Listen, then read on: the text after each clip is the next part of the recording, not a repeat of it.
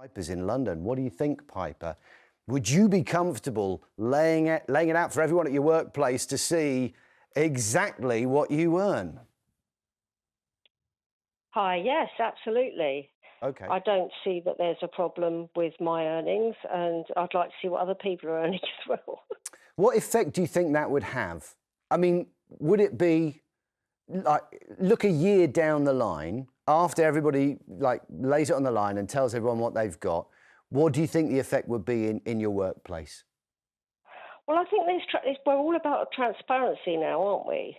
So what's the problem? Well, Mike seems to think that the problem would be that it would cause unrest, and that it would be people looking at people, and it would be divisive effectively because you think you could do better than someone because you're a better worker.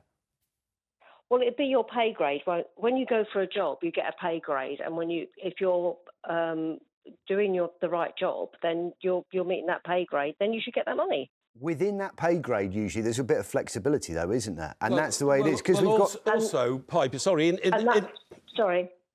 the private economy, there isn't pay grades. You're talking as though we're talking about the civil service, grade 5, grade 4, grade 3, except. But in the private economy, which, you know, has to be inventive and has to create growth, you pay people what they're worth if they're doing a good job. That will always bring resentment against other members of the workforce who think they're as good as the person on the top pay, but they're probably not. Well, isn't that a healthy conversation to have? No, it is divisive. To say, listen, this is where you're at. If this is where you want to be, this is what you've got to do. And this is part of an appraisal. But do you know what you say then, Pipe? You say, look, if you don't like it, pal, you can push off. And then you get accused of being a bullying boss. And all you're saying is, look, I pay people what they're worth. If you don't like what you've got, then I invite you to go and find a company who will pay you what you want. It's as simple as that. OK.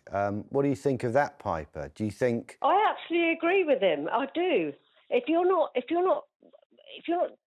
not striving to improve, and to meet the standards that are set, then you need to move on. And if you are and you're exceeding them to the point that you're making more money for that company, then you should be valued. But where's your frame of reference? Where's your frame of reference? Isn't that the key, Paula, that you can look around the company and say, actually, yeah, that is where I want to be, and I can see what they earn, and I can see what they've done to get there. You can see that kind of progression. Otherwise, you're kind of guessing a lot of the time when you're in negotiations. Absolutely. And I think Mike's just made a really good point about why DEI, why diversity, inclusion and equality drives are a positive thing. Because what they do is they say to us, no, I'm not just going to employ you as Trump might want you to believe. I'm not just going to employ you because you're disabled, or I'm not just going to employ you because you're a female black person. I'm employing you because you are the best person for that job. And this is what I'm going to pay you. And everybody is going to know that this is what the very best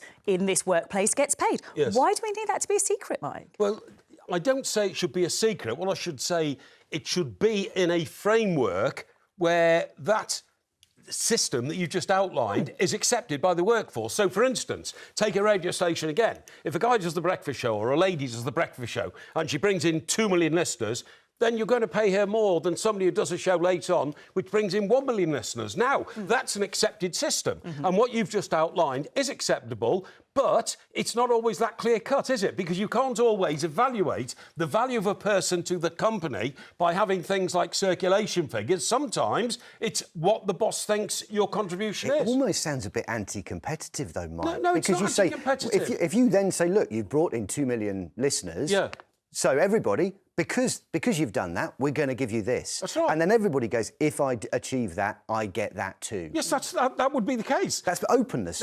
Yes, it is openness, but that's a structure within the broadcasting or the newspaper industry. But what I'm saying is, if you work in a computer factory, only your boss can know how good you are at making profits for that company, because there isn't a league table of figures. OK, right. Let's have a listen to Barry. Barry's in Leicestershire. Would you like to see more openness? Those demands for wages, would you like to see and understand what other people are earning where you work, Barry? Well, basically, around about 2005, when I worked for a company, I'm self-employed now, I'm a tradesman. And back in 2005, I was getting paid £2 an hour more than the other colleagues I worked with.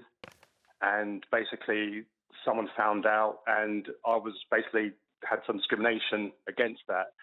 And when I actually left the company, I actually found out that I was the only qualified person doing the job I was doing for that particular company. Okay. So I think it should be private. It should be between the boss and between the colleague.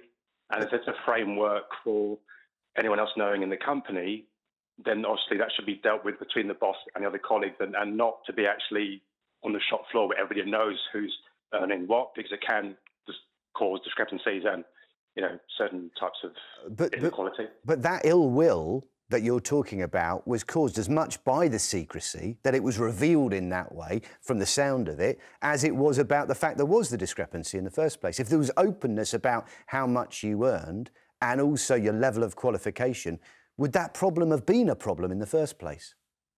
Yes, I think you're right on that side as well. We have to have some sort of openness in one way where people aren't felt they're left in the dark. But at the same time, there's got to be a balance, because there are going to be people who will have disagreements about, well, it's not fair. This person's getting paid more than me. And the boss will say, well, because they're more qualified, they're more experienced. And like you're right, there is a balance there we have to find. But I got discriminated against because I was earning an extra £2 an hour, and quite rightly, because I was, only when I left, in that respect, the most qualified person experienced to get the extra money. But yeah, you're right. There's got to be a balance that we have to reach at the workplace, because Listen, Barry, thank you so much for calling. It's a really illustrative example. Thanks for telling your story.